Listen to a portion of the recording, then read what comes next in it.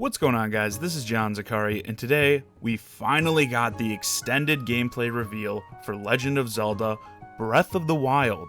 That's right, the game has finally got a name too. And obviously, I want to talk about it. Specifically, I've noticed the game's reception being kind of divided online. Some were blown away, and others were kind of underwhelmed. And that's what I want to focus on. So we got a ton of new info right from the get-go in the game's trailer, starting with a voice telling Link to open his eyes. Zelda, perhaps? This suggests the game may have voice acting, but we didn't see many character interactions in the demo, so who knows how this may come into play. As we knew for a while, the game is open world, and that world, in my opinion, looks great in terms of art style. I think the sort of anime, Toon Link-ish coat of paint makes the game look unique, as well as stand out among all the other open-world adventure games we've got coming out right now. I love seeing things like the way the tall grass blew in the wind, and the weather effects combined with the day and night cycle. It all just made the world feel more alive. And apparently this world is quite large, as the quote floating around is that it's in fact 12 times bigger than Twilight Princess. However, from what we've seen so far, I feel like the world looked kinda empty. As the Nintendo Treehouse members ran around, there were some moblin camps, some chests here and there, as well as wildlife drizzled in. But it didn't seem like there was much to do in the environment. Now, this could be just because of the small areas they were relegated to. Someone said the main plateau space was about 2% of the total game world, that's like nothing. But watching these people kill the same mobs repeatedly got old fast for me. I just hope to see more density in these environments for the actual release. A positive note I had about what filled the environment, though, was the random, mini-boss characters that populated the areas. Even though we only saw these a couple of times, I always love the idea of giving a sense of danger to the exploration in these open-world type games, as at any moment you may come across one of these foes that could crush you even with a single hit. Also, and I feel like this was a setback of showing the Wii U version instead of the likely superior NX one, but the graphical quality didn't look super great. Textures seemed really flat and took away from that life of the open environment. Again, this could be totally different on the NX version, which will certainly be the one I'm more interested in, but it's something that stood out to me during these demos. Let's move into some of the gameplay. It was awesome to see Nintendo bringing in a lot of elements that players are currently familiar with in the modern day adventure RPGs into the Zelda universe. Most notable to me was the gear with stat changes. I thought it was totally awesome seeing Link get customized and outfitted with weapons that actually felt different. The spear gave him more range and quicker strikes, while the axe was a hard-hitting, slower weapon. Combined with the clothes and armors that will also give you different stats, it seems like you can really make Link play the way you want him to play.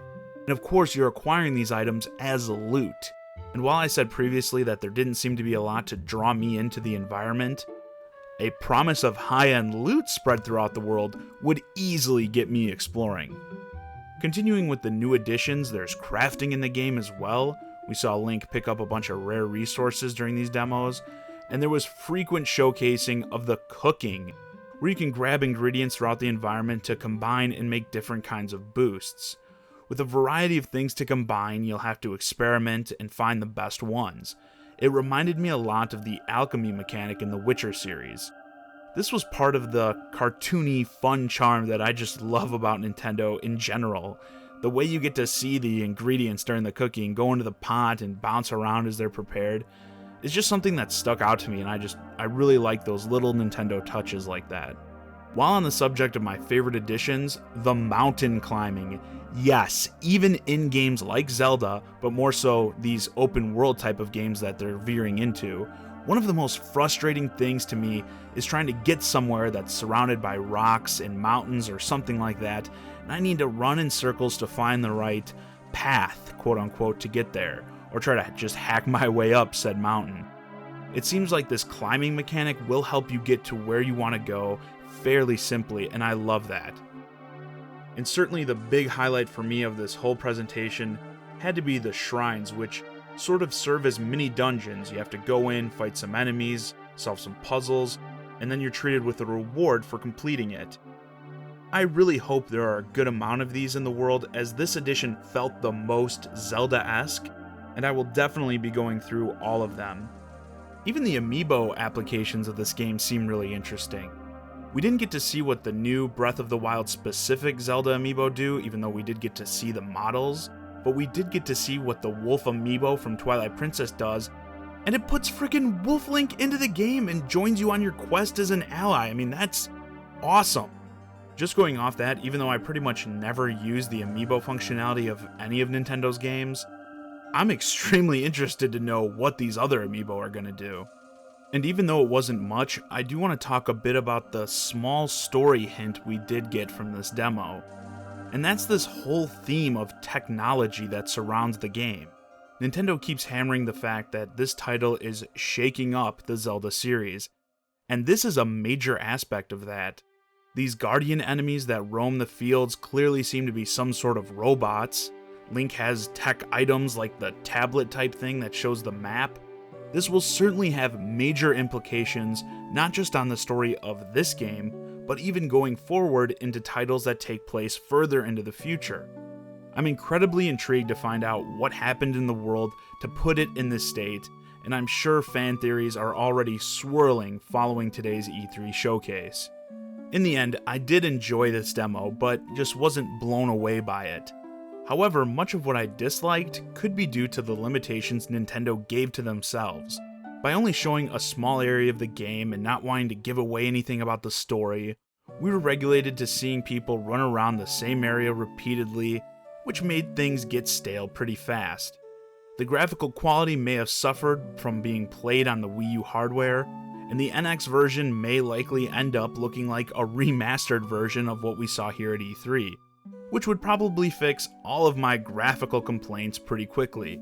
I will surely be buying this game on the NX when it releases, but I do hope Nintendo does show more before then, whether it be in trailer form or more extended gameplay looks like this. I know they don't want to show too much, but give people a look at some of the towns bustling with characters, or some dungeon highlights, just some more meat to the game, and I think more of the people who didn't really like what they saw at E3 may start to come around. We've waited a long time for this game, and the wait still isn't over.